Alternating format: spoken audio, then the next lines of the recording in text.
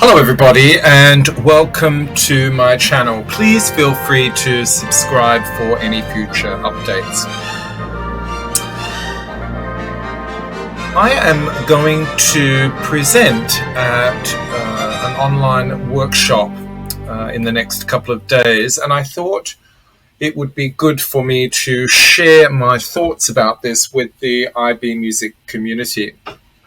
Now, the workshop is devoted specifically to the contemporary music maker. This is a component of the IB music course that is specific for the higher level students.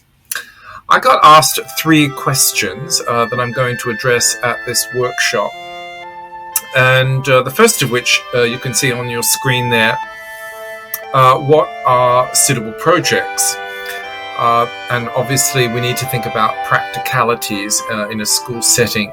But in response to this question, I want to make it very clear to individuals that we need to be cautious as music educators, as facilitators, to ensure that this doesn't limit the scope of creativity amongst our students.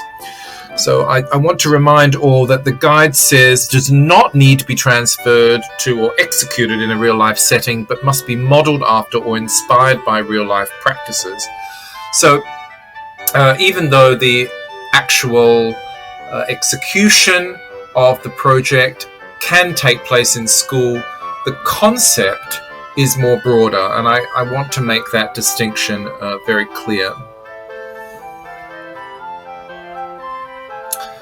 Secondly, I will be asked the question of what is an effective way to deliver the course, and I think that I have been saying this for quite some time, but I believe that not just in relation to the contemporary music maker, but the course delivery in general, that the notion of spacing in education is probably the most viable and the most beneficial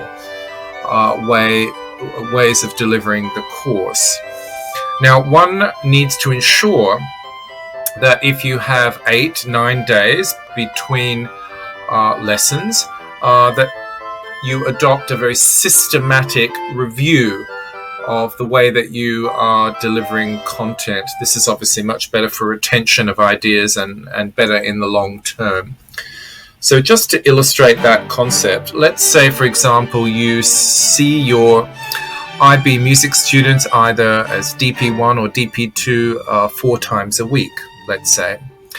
My advice is to designate a particular day to a particular component. So you can see they're exploring music on Mondays, presenting music on Tuesdays, etc. In that way, I think that students are learning to juggle a range of different projects and a range of different skills within the course of a week. Those areas that are highlighted in red, these are just as examples. So let's say as part of exploring music in context, you really want to focus on music analysis. And this is not specifically addressed in the guide, but it's something that depending on the nature of your students and what you feel that they are going to require, so their needs, and you base your content around student needs. The presenting music there, program notes, of course, is something that is essential that we should be developing from the start. The contemporary music maker, you could do a whole series of lessons on understanding collaboration. Personally, I think that much of the work for the contemporary music maker should take place out of the classroom. And then finally, they're experimenting with music.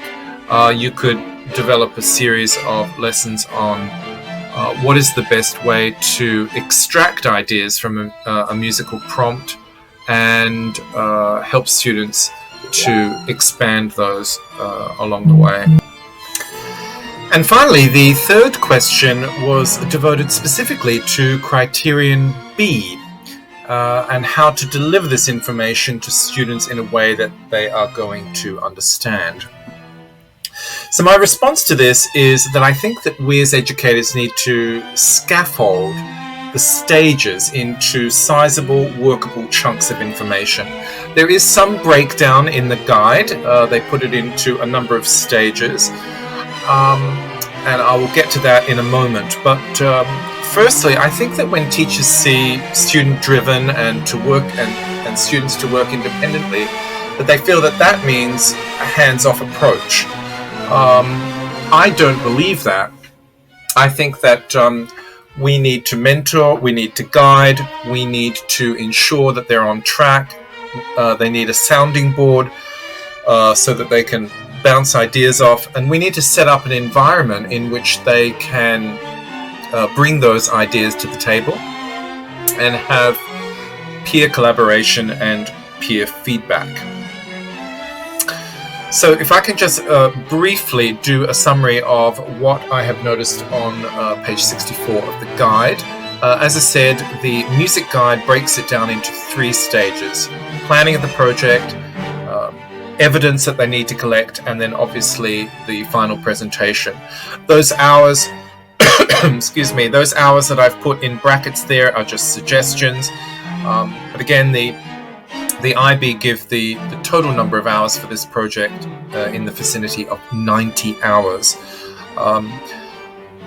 Often these projects on this scale are something that the students have never tackled before, so they absolutely do need guidance, and yes, they work independently, and yes, it's student driven, but we need to provide the scaffolding for them. We need to provide the building blocks for them in order for them to reach their goals. So in relation to Criterion B in the Contemporary Music Maker, my suggestion is to have many of your lessons discussion-based. These interactions, I believe, are most beneficial, and the research suggests that the interactions are most beneficial when they occur between peers. So pair work, small groups, and then open discussions in which you, as the facilitator, lead, I think are the most beneficial. So some of the ideas are that they come prepared to discuss their decision making. They explain their challenges, successes, and then the peer needs to almost be devil's advocate and ask them to defend their stance, to explain further, to unpack the decision making, etc.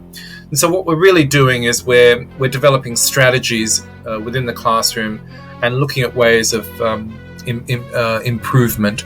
Obviously, the last stage is to do with evaluation, and it's really, really important time-wise that the project is finished well and truly before the deadline, so that that period of evaluation can take place, and that information can ultimately go into the submission for the IB.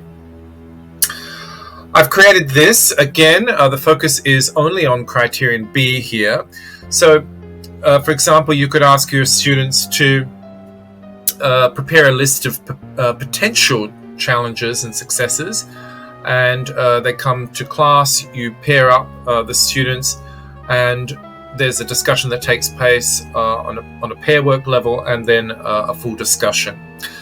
Another idea would be to have summaries of each of the projects distributed to a different student, say a week before the lesson starts.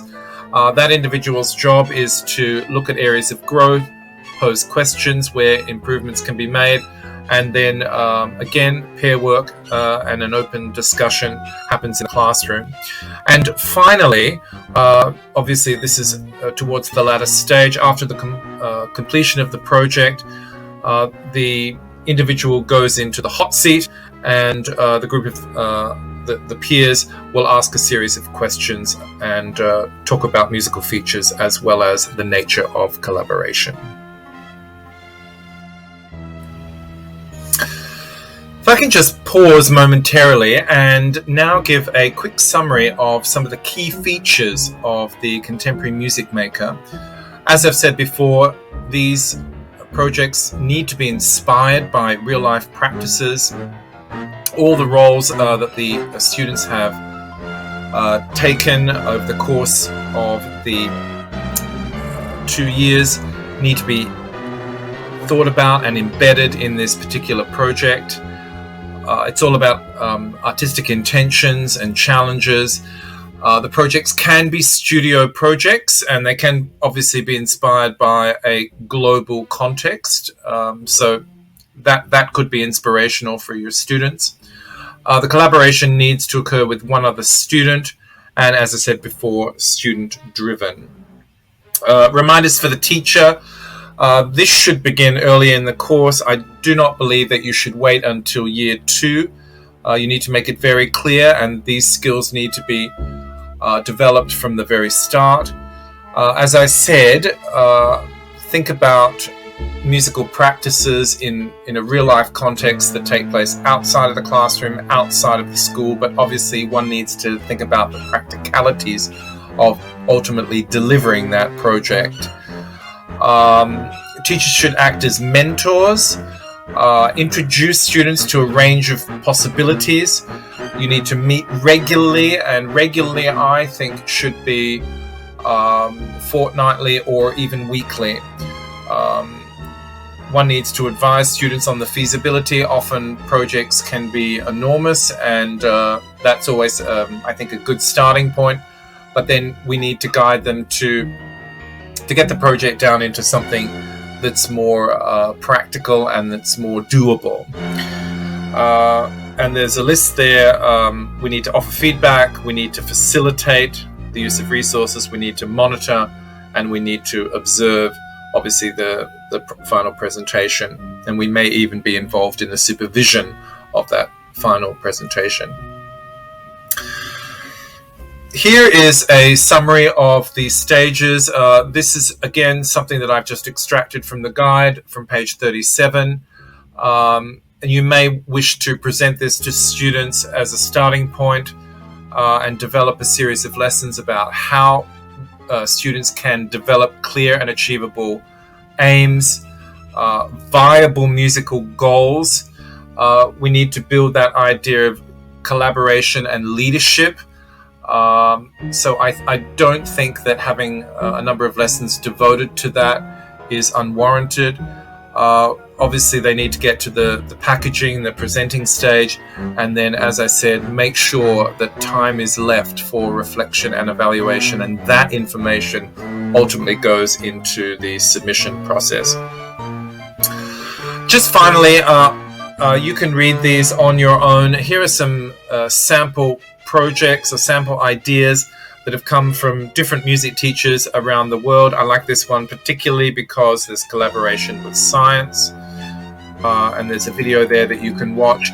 This one I put forward because I think it's almost I would say an unforced form of collaboration. I think often students start their project from their perspective and think, I'm going to collaborate with that person in this way, and I'm going to collaborate with that person in that way. This one is I think more of a genuine form of collaboration.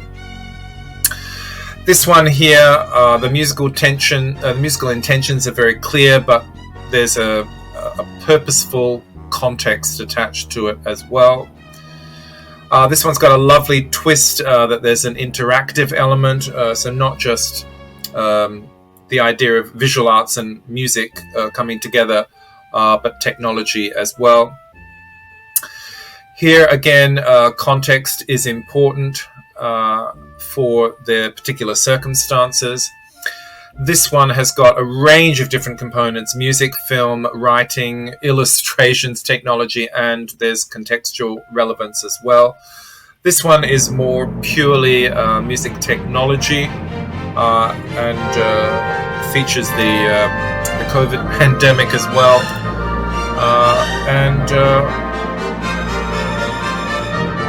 That's really it. Thank you all so very, very much, and I hope that was helpful.